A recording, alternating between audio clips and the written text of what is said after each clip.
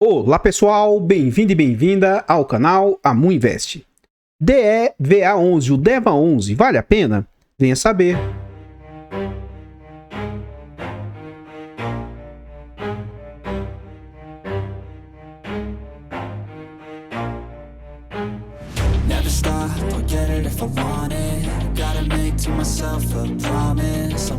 Então pessoal, este é um fundo imobiliário de recebíveis, ele é um fundo imobiliário de papel, e na data que eu gravo o vídeo ele está sendo negociado ali a R$ 42,17. Ele entregou de dividend yield de 20% nos últimos 12 meses. Atenção, cuidado, eu faço sempre questão de avisar isso aqui, ó. O DEVA, Versalhes, HCTR, o próprio PEMA, tem alguns fundos e esse dividendo dele está distorcido. O fundo teve uma queda expressiva na sua cotação e o seu dividendo também caiu. Apesar desse cenário, por incrível que pareça, o dividend yield do fundo subiu. Já mostrei isso em alguns cálculos, tá? Então, na prática, o fundo não está entregando esse dividendo. Lógico que, se você conseguisse comprar esse fundo nesses valores depreciados e tal, mas ainda assim não chegaria a 20% de dividendo, tá? Enfim, o fundo também está sendo negociado a um PVP de 0,44, isso indica que ele está sendo negociado com mais de 56% de desconto. Ele está com a liquidez diária de 1.900.000, uma alta liquidez, e é um fundo que no último ano ele vem com uma depreciação, uma desvalorização de 47%. No quesito de cotação, a gente vê o seguinte, atualmente o fundo está ali, ó, a 42,17, a mínima de 39,24 e máxima de 91. Então note o quanto o fundo descolou das suas máximas históricas, né? E esses valores aí foram quanto o fundo foi negociado no último ano. Esse fundo ele vem a mercado depois da situação pandêmica lá de março de 2020. Então ele vem a mercado bastante hypado, mesmo sendo um fundo de base 100. Ele chegou a vir a mercado ser negociado ali a 155, 140 reais. Rapidamente o fundo regride a média, né? Ele volta a ser negociado ali a 115, 100 reais durante um bom período. E até mais ou menos o final do ano de 2022, o fundo vinha lateralizado mais ou menos no seu valor patrimonial. Aí, no final do ano, o fundo começa com uma pequena queda, e aí é o normal. Essa primeira queda aqui, ó, que o fundo sai de mais ou menos 100 reais, 98 reais, para mais ou menos 92 reais aqui, ó, durante o finalzinho de 2022, essa primeira queda é normal. Contudo, no início do ano, começam as quedas desse fundo. Ele primeiro tem uma primeira queda, saindo ali de 90 reais para algo na casa de 69 reais. Então, em abril aqui, o fundo sai de mais ou menos 90, 88 reais para 69 reais. Depois, em maio, as cotas despencam ali para 46 reais. O fundo esboça uma recuperação voltando ali próximo de 69, 70 reais. Mas o fundo entrou novamente numa tendência de queda. E agora ele está mais ou menos lateralizado nesse patamar de 42. Ele teve como mínimo aqui 39 e agora está nessa faixa de 42 reais. Voltando aqui para o site, a gente vê algumas informações a respeito do fundo. Então aqui a gente vê o nome, CNPJ. Esse é um fundo para investidor em geral, ele é de títulos e valores imobiliários, é um fundo de papel, ele é por prazo indeterminado e gestão ativa. Taxas nós vamos deixar para ver dentro do relatório e não há que se falar de vacância para um fundo de papel. Ele conta atualmente com mais de 131 mil cotistas, ele tem mais de 14 milhões de cotas emitidas. Ele vale atualmente 97,15 e está sendo negociado aí, tem um valor de mercado de 1.360 milhões. O último dividendo anunciado pelo fundo, 49 centavos. Continuando aqui no site, a gente vê a rentabilidade do fundo. O fundo não tem 5 anos, mas ele também tem mais de 2 anos. De toda forma, o fundo está com a rentabilidade bem depreciada. Ele está apresentando atualmente menos 50% aí de rentabilidade, enquanto o CDI do período é de 43%, o IPCA 31%, o IFIX 40% e o IDIV 78%. Mais abaixo a gente vê a entrega de rendimentos desse fundo. Então, o fundo, quando ele veio ao mercado, ele fez entregas bem astronômicas, ó. 2,70, 2,50, próximo de R$2. Ele ficou durante um bom período entregando muito próximo de 1,50. E aí, a partir do meio do ano passado, de 2022, ocorre a deflação. Então esse fundo, como a maioria dos fundos de papéis, foi afetado e ele começou a diminuir as suas entregas, para algo na casa de 1,25, R$1, algumas entregas na casa de 60 e poucos reais, 60 e poucos centavos, né? Ele esboça uma boa recuperação no final do ano 2022, todo o mercado de fundos de papel deu uma recuperada nesse período aqui, mas novamente, quando começou o problema da inadimplência e tudo, as distribuições do fundo começaram a cair. vindo agora mais ou menos estabilizado nesse patamar agora, né? Então o que a gente observa? O fundo estava numa entrega até aceitável, né? De 1,5, 1,10 e começa a reduzir, ó, 90, 70, 85, 65, 60 e agora as últimas 3 entregas, 50, 47, 49. No dia 6 do 10, eles pagaram no dia 16 do 10 esse valor. Quando esse vídeo for ao ar, já vai ter sido anunciado os dividendos de novembro, né? Pelo menos assim esperamos. E eu acho que já vai começar a apresentar um cenário de recuperação aí dos dividendos, tá? Não algo expressivo, pode ser que ele mantenha aí, mas acredito já num processo de recuperação dos dividendos. Até porque o IPCA vem dando uma certa melhorada e isso pode trazer um impacto positivo para o fundo. Além do mais, tem previsão aí de negociação dos devedores e isso pode afetar positivamente aí as entregas do fundo. Mais abaixo aqui a gente vê sobre o dividend yield médio, né, do fundo. Então esse fundo, com aquelas 2 primeiras entregas extraordinárias acima de 2%, ele entregou durante um período ali uma média de 1,20, 1,40, chegando até 1,60. E atualmente as últimas entregas são na casa de 1%. E as 2 últimas entregas, como caiu muito mais a cotação, essa última entrega está representando 1,22. Lógico que esse percentual é para quem compra a cota depreciada, né?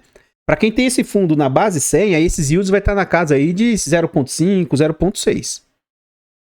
Então, pessoal, antes da gente continuar vendo mais a respeito desse fundo imobiliário, eu trago aqui para vocês formas de apoio financeiro ao nosso trabalho. Se vocês gostam do que a gente faz, considerem nesse vídeo fazer uma doação para o Pix do canal de qualquer valor.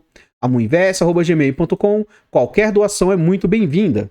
Outra forma de apoio financeiro, os nossos canais Amuinvest, Amufiagro e Amudicas contam com o clube de membros. O clube de membros é a partir de 10 centavos por dia, R$ 2,99 por mês. Tornando-se membro é um grande apoio para o canal, é um valor bem baratinho para você, mas para a gente faz muita diferença. Além de nos ajudar, você ainda tem vários benefícios. Você tem acesso antecipado a vídeos, como eu disse, esse vídeo está sendo gravado com mais de uma semana de antecedência. Você tem preferência nos vídeos aí. E outro grande benefício, você tem um grande desconto na nossa planilha de controle financeiro. Essa planilha ela é super bacana, ela tem várias funcionalidades aí, é uma planilha muito boa mesmo. Vai te ajudar no controle dos seus ativos, na sua declaração de imposto de renda. E se você às vezes está em dúvida em qual ativo investir, ela pode te auxiliar até nesse sentido. Veja os vídeos do tutorial da planilha, o Rumo aos 50 mil com pouco dinheiro, que a gente mostra na prática a usabilidade da planilha. Mais uma forma de apoiar o nosso trabalho, considere fazer aquisição dos nossos e-books de introdução aos fundos imobiliários e introdução aos fiagros. Esses e-books possuem bastante conteúdo agregador, com fácil entendimento, né? E é um conteúdo que eu acho que vai auxiliar, seja investidor iniciante ou até quem tem uma certa bagagem. Além do mais, quando você se torna membro, adquire planilha, os e-books, você vai estar apoiando o nosso trabalho aí. Muito obrigado vocês que apoiam o nosso trabalho. E por falar em apoio financeiro, eu gostaria de agradecer imensamente os membros do canal. O Thalisson aí, ó, ele renovou o clube de membros, tornando membro Gold. O Bruno Santiago renovou o clube de membros. E a Isabela se tornou membro nova aí. Muito obrigado, vocês, membros, são imprescindíveis para a gente continuar fazendo o nosso trabalho. Sem vocês aí, seria muito difícil a gente continuar. Lá no canal Amufiagro, o Alexandro vem renovando o clube de membros, é o membro Gold. O Antônio Tadeu renovou o clube de membros, membro Silver. O F. Barros renova o clube de membros também, membro Bronze. E, de novo, sem os membros, seria difícil a gente continuar fazendo nosso trabalho. Então, muito, muito obrigado de coração. Aqui agora nós já estamos dentro do relatório gerencial do fundo. Eu tentei esperar o máximo para trazer um vídeo desse fundo com um relatório mais atualizado, mas esse é o último relatório que a gente encontrou, eles ainda não lançaram um relatório. Pode ser que quando o vídeo for ao ar já tenha saído um relatório mais atualizado do fundo. Então aqui o fundo vai trazer o último rendimento, ó, de 47 centavos. Depois desse ele teve um pouquinho maior de 49. Então assim, até que não está tão defasado, mas eles já estão às vésperas de informar o próximo rendimento, né? Então, novamente quando o vídeo for ao ar, já vai ter saído um novo relatório, provavelmente. Aqui ele traz alguns highlights, né, das informações. Eu vou pular essas informações aqui para vocês e vou na parte aqui que eu acho interessante deste início aqui, ó. Esse fundo cobra de taxas 1% de taxa de gestão, ele cobra 0,20% de administração e essa parte que eu sempre encrespo com eles, taxa de performance de 10% do que bater 100% do CDI. Atualmente, acredito que eles não estejam conseguindo bater essa taxa de performance, mas ainda assim, eu acho isso aqui um abuso.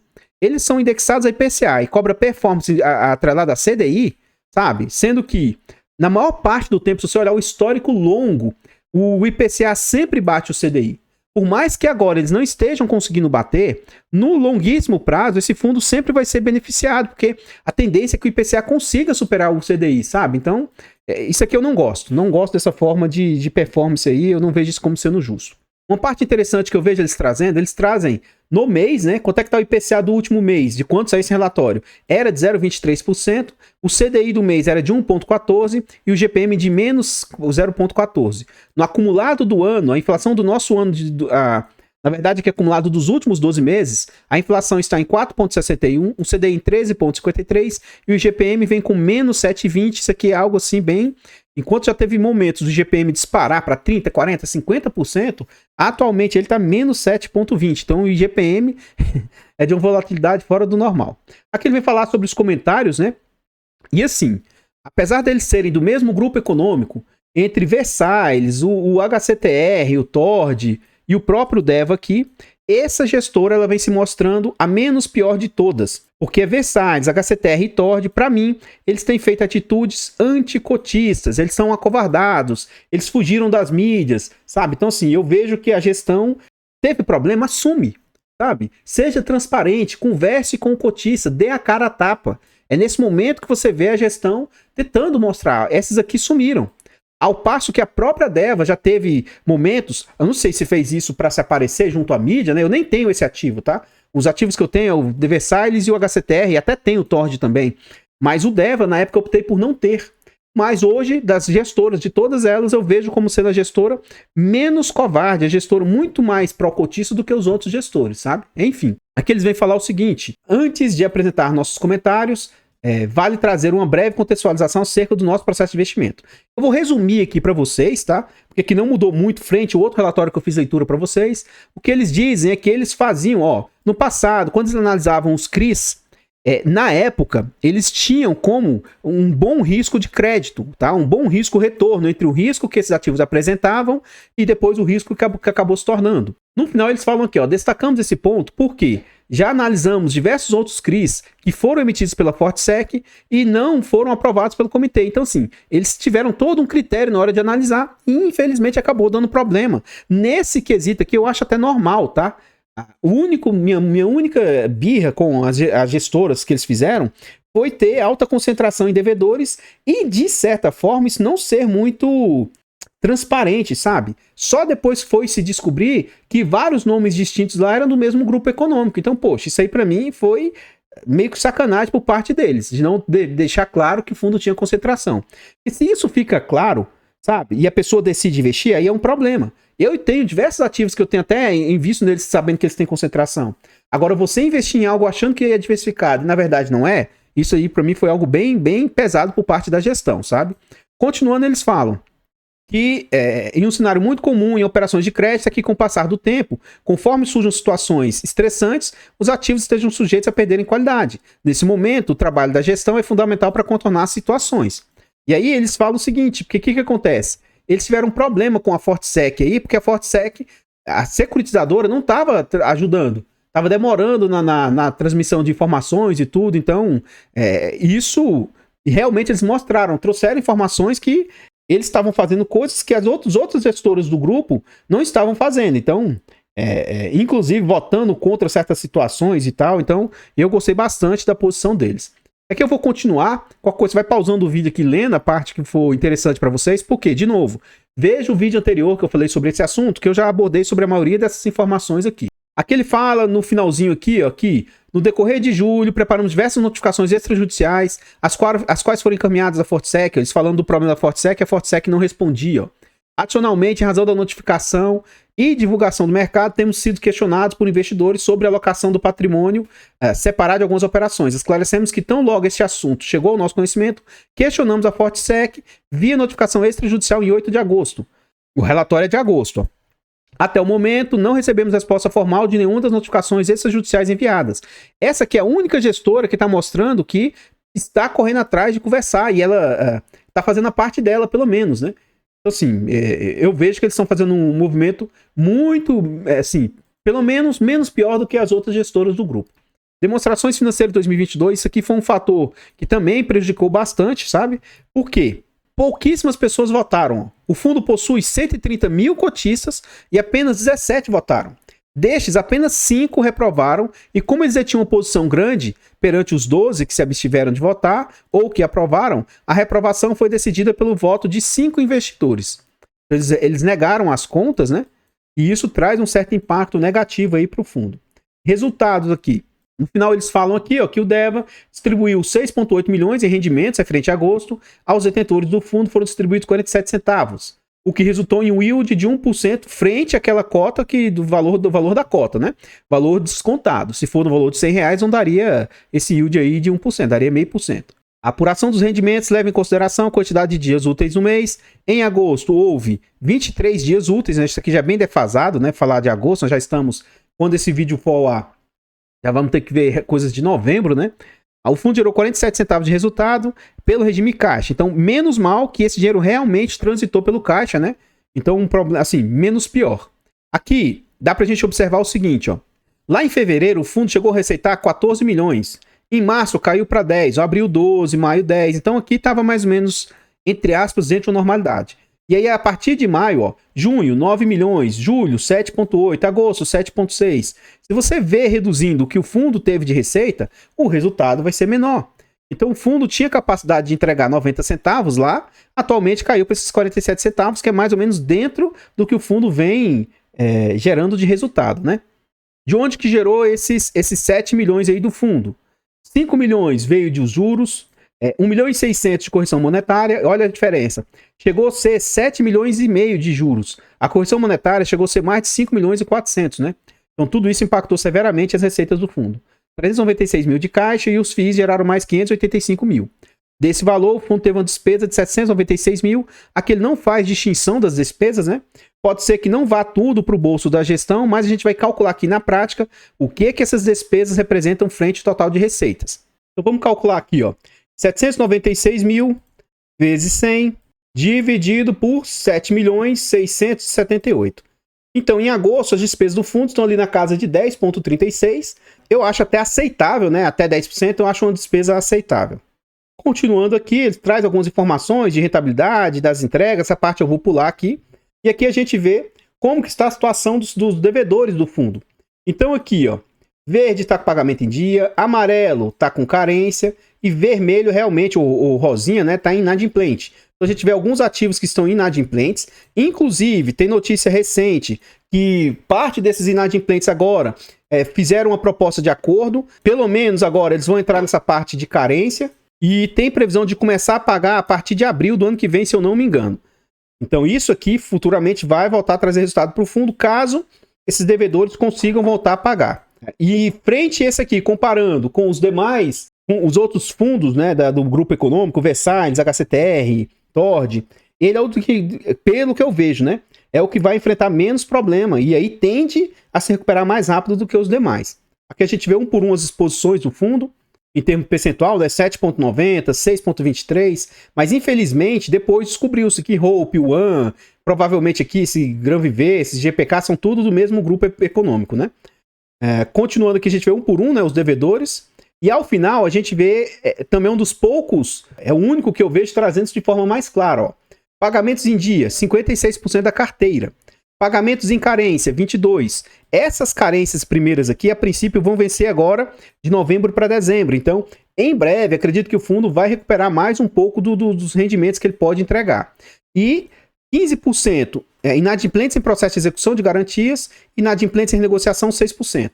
Então, acho que parte desses aqui, ó, com processo de execução de garantias, também passaram a renegociar. Então, mesmo que seja para abril, pelo menos tem uma previsão de quando esse parte da receita volte a entregar para o fundo, mesmo que com desconto ou algo nesse sentido. Se você for para o relatório e clicar nesses itens aqui, você vê um por um os devedores do fundo aí e vê informações diretamente a respeito desses devedores. Aqui a gente vê a composição do portfólio do fundo. Atualmente ele tem quase 87% alocado em CRIs. Ele vai ter ali mais 7,4% em FIIs e 5,8% em caixa. Essa questão de subordinação, a gente viu que quando deu problema, não mudou nada ser sênior, subordinado e tal, né? É um fundo que ainda tem concentração em ativos de risco corporativo, multipropriedade, loteamentos. Tudo isso aqui acabou trazendo um certo risco para o fundo, né? Então, bastante arriscado nessas segmentações. E aqui a gente vê dos indicadores do fundo. Então, os CRIs do fundo, daquele percentual lá de 86%, e aí aqui as contas não batem, né? 82,4% é indexado IPCA mais 10%, 1% é IGPM mais 11%, 82 com 1, 83%, mais esse aqui 84%. Então, não sei porque aqui tá dando 86%, né? Enfim. O fundo tem ali a CDI mais 7,5% e NPC mais 9,03%. Quase que a maioria do percentual do fundo tem proteção contra deflação e é um fundo que tem diversificação geográfica aí, sendo que 35% dos devedores do fundo estão na região sudeste, 25% na região sul, 17% centro-oeste, 7% nordeste e 3% norte. Então, pessoal, antes de a gente continuar vendo mais a respeito desse fundo imobiliário, eu trago para vocês formas de apoio gratuito ao nosso trabalho. Se vocês gostam do que a gente faz nesse vídeo, deixa o like, comenta, compartilha, se inscreva aqui no nosso canal e ative o sino. Tudo isso é de graça, mas pra gente faz muita diferença. Comenta aí pra nós, e aí? Você conhecia esse fundo? Você sabia que ele tá passando por toda essa problemática, essa polêmica?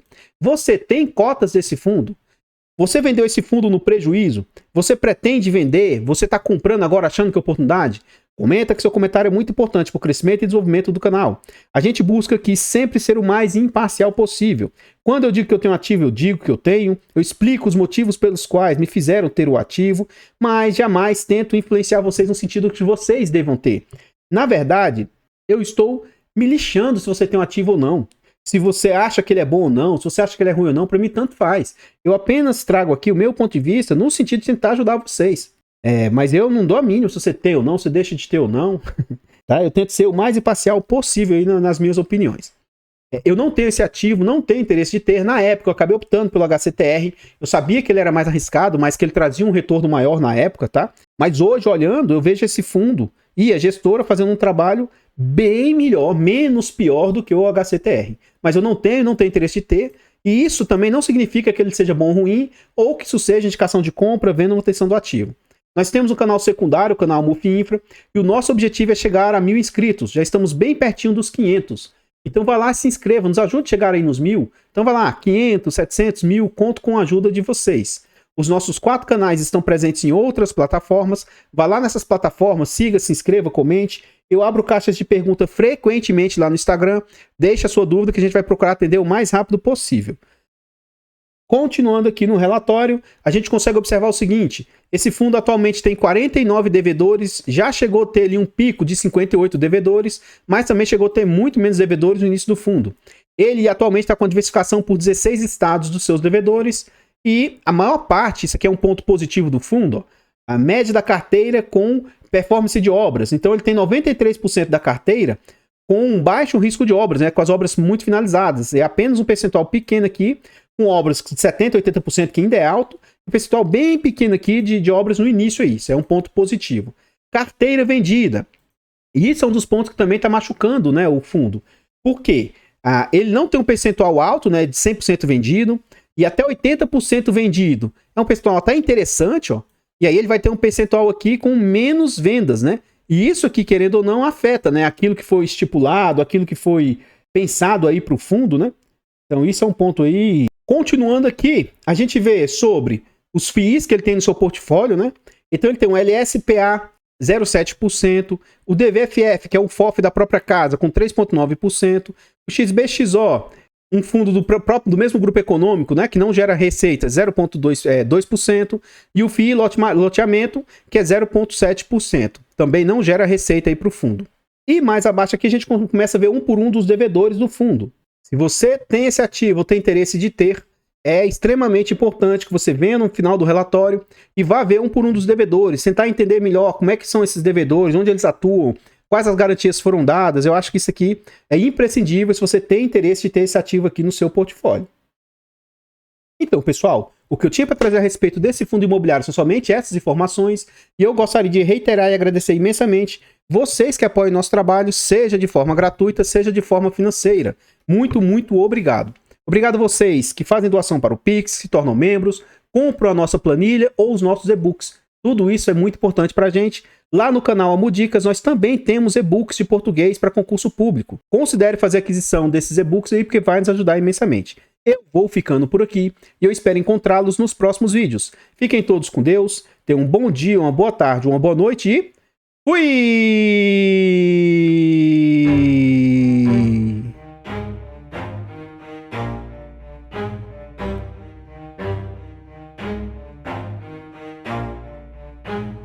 Never stop, I'll get it if I want it. Gotta make to myself a promise. I won't quit, keep going till I got it. I won't give up till I'm on top. Yo, no, I ain't the type to give up. If I do something, man, I do it till I get what I want. I turn a business out of nothing into something I love. I got a poker face, but honestly, I'm not one to bluff. I flip a switch, never miss, man, I always stay up. Don't let them see you, bitch, always have a plan to stay tough. This life ahead of you ain't easy, it was built to be rough. But that's what makes a personality is tragedy.